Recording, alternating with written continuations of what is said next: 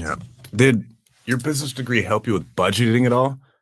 Like, did No, it dude, help you with any I nothing? was I was terrible in accounting. I was terrible in you name it, like stats, terrible. I mean, I know stats is like business calc. I was so pissed I had to take that. And then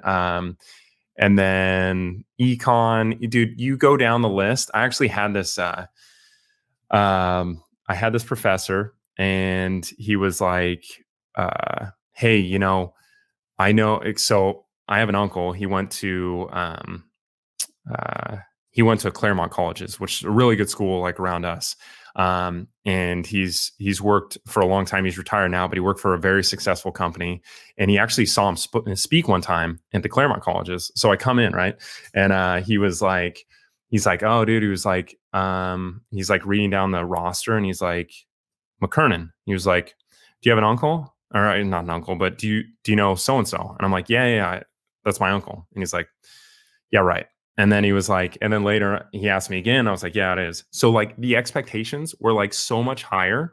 And then like he saw like my first test score and he was like, essentially like, I knew I could see it on his face. And then like how he treated me after that. He's like, you're not your uncle. And I'm like, dude, yeah, because this class sucks. Like, I don't want to be in this class.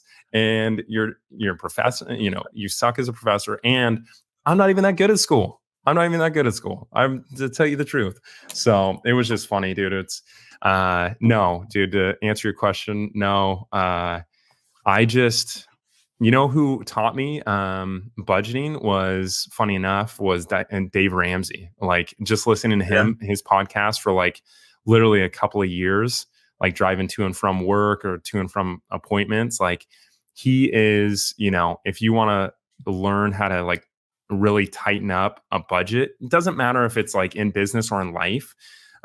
He's really like, the guy to go to and really like tighten down on expenses.